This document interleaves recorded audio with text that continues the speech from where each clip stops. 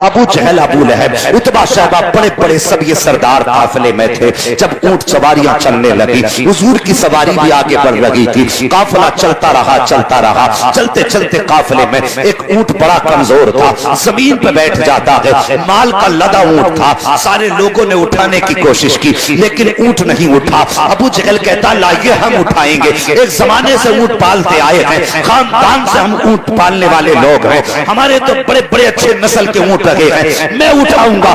وہ بھی آیا, اونٹ نہیں اٹھا. اب غلام میسرہ کہتا ہے کہ اگر اجازت ہو تو میں اسے بلا لاؤں جس کے اشارے سے اونٹ اٹھ جائے گا. کہا کس کی بات کرتا ہے؟ کہا بس اجازت تو دو. وہ دوڑ کر کے گیا, میرے حضور سے جا کے کہنے لگا جناب چلیے تو صحیح. ایک اونٹ بیٹھ گیا ہے, اٹھنے کا نام نہیں لیتا ہے. جب میرے حضور چل کر کے آئے ہیں, ابو جہل نے کہا لگایا کہ یہ جوان کیا اٹھائے گا, اس کا تجربہ ہی کیا ہے, یہ کیا جانوروں کے بارے میں جانے.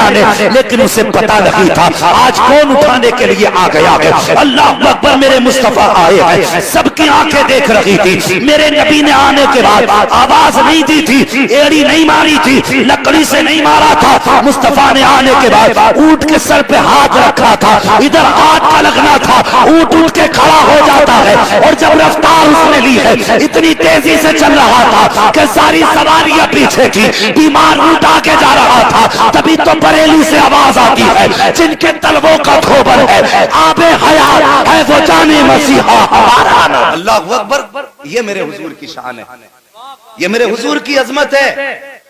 اگر حضور ہاتھ لگا دے تو بیماروں میں شفا مل جاتی ہے. اگر حضور ہاتھ لگا دے خدا کی قسم کمزور طاقتور ہو جاتے. وہ بتا نبی کا ہاتھ لگ جائے تو جانور طاقتور ہو جاتا ہے, نبی کی دعا لگ جائے تو امتی طاقتور نہیں ہو سکتا.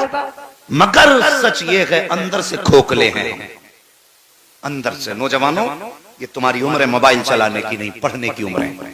میری بات یاد رکھنا, اگر آج موبائل چلاؤ گے تو کل کٹورے ہاتھ میں لے کے بھیک مانگو گے. یہ میں ذمہ داری کے ساتھ کہہ کے جا رہا ہوں, کیونکہ آنے والا دور وہ بھی نہیں ہے تم مزدوریاں کر لو. اب تو گنا لگانے کی مشین, آلو لگانے کی مشین, دھان لگانے کی مشین, گیہوں لگانے کی مشین. کل روٹی کے لیے ترس جاؤ گے, روٹی کے لیے. اگر نہیں پڑے تو کوئی تمہیں مزدوری کے لیے بھی نہیں رکھے گا. آج اپنی زندگی کے ساتھ کم سے کم انصاف کر لو. اور یہ موقع زندگی سب کو نہیں دیتی.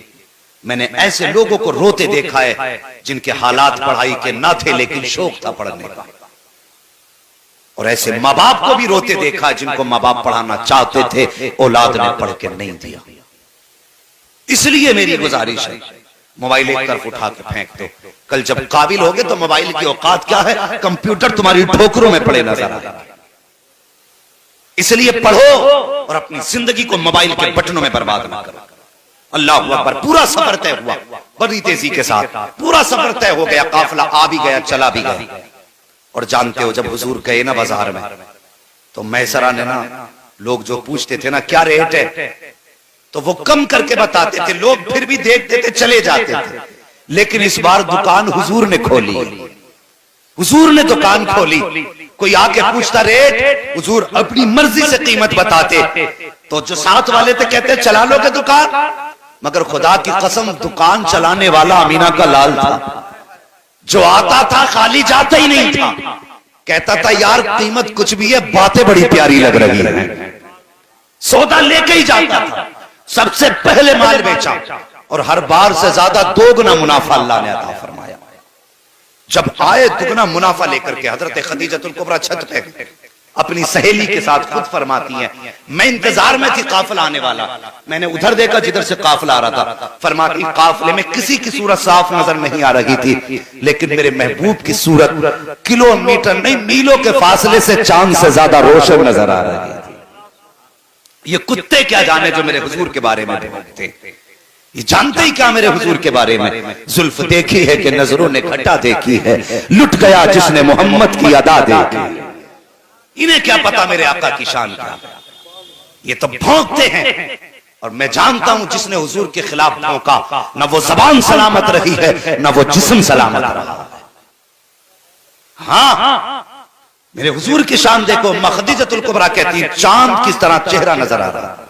فرماتی دوڑ کر کے جو تھے نا وہ میسرہ اندر آئے, کہنے لگے خدیجۃ الکبریٰ اس بار 2 گنا منافع ہوا. فرمانے لگی منافع الگ رکھ، مجھے محمد کے بارے میں بتا، مجھے محمد کے بارے میں بتا. کہنے لگے سنو نا، ہر بار ہم سب سے بعد میں بیچ کے آتے تھے، اس بار سب سے پہلے بیچ کے فارغ ہوئے، سب سے زیادہ منافع لے کر کے آئے ہیں. آپ فرماتی کوئی کمی دیکھی ہو تو بتا. اللہ اکبر. اتنا سنا نا میسرہ جھنجھلا گئے.